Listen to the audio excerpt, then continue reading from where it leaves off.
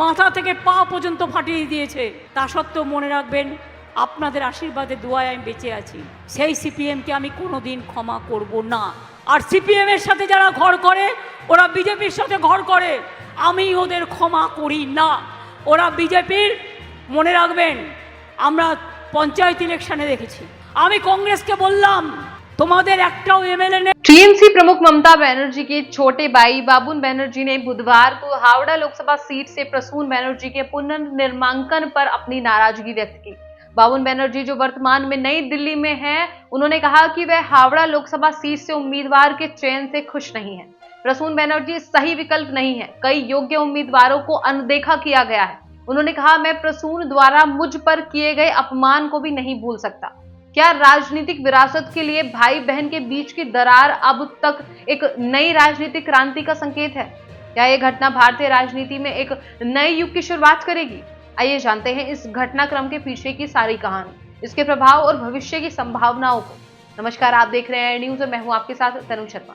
पूर्व फुटबॉलर और टीएमसी के 2 बार के लोकसभा सांसद प्रसून बनर्जी हावड़ा से हैं। बनर्जी, जो ममता बनर्जी के छोटे भाई हैं, उन्होंने कहा कि वह हावड़ा के पंजीकृत मतदाता हैं। मुझे पता है कि दीदी मेरी बात से सहमत नहीं होगी, लेकिन अगर जरूरत पड़ी तो मैं हावड़ा लोकसभा सीट से निर्दलीय चुनाव लड़ूंगा। उन्होंने कहा, हालांकि उन्होंने इस अटकलों का खंडन किया है कि वह भाजपा में शामिल हो सकते हैं। जब तक ममता दी हैं, मैं कभी भी पार्टी नहीं छोड़ूंगा और न ही किसी अन्य राजनीतिक पार्टी में शामिल होऊंगा। हाँ, क्योंकि मैं खेल से जुड़ा हूं, तो मैं कई भाजपा नेताओं को जानता हूं जो खेल से जुड़े हैं।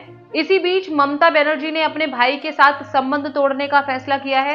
जैसे जैसे लोग बड़े होते हैं, उनकी लालच की प्रवृत्ति बढ़ जाती है। हमारे परिवार में कुल 32 लोग हैं। मैं उन्हें अपने परिवार का सदस्य नहीं मानती। आज से कोई भी उन्हें मेरा भाई के रूप में परिचय नहीं कराएगा। मुख्यमंत्री ने कहा, उनके साथ मेरे संबंध पूरी तरह से तोड़ने का मैंने फैसला किया है। प्रसून बनर्जी अर्जुन पुरस्कार विजेता हैं और वह हमारी पार्टी द्वारा नामित उम्मीदवार हैं। टीएमसी के दिग्गज और बैरकपुर सांसद अर्जुन सिंह भी पार्टी द्वारा टिकट न दिए जाने से नाराज हैं। इस बार सत्तारूढ़ पार्टी ने भौमिक को मैदान में उतारा है और मंगलवार को अर्जुन सिंह ने कहा कि वह चुनाव लड़ेंगे और लड़ाई पार्थ भौमिक और बैरकपुर के बीच होगी। अर्जुन सिंह ने बैरकपुर को भाजपा उम्मीदवार के रूप में जीता था, लेकिन 2022 में टीएमसी में वापस आ गए थे। इस तरह की घटनाएं राजनीतिक दलों के भीतरी विभाजन को, असंतोष की गहराई को दर्शाती है।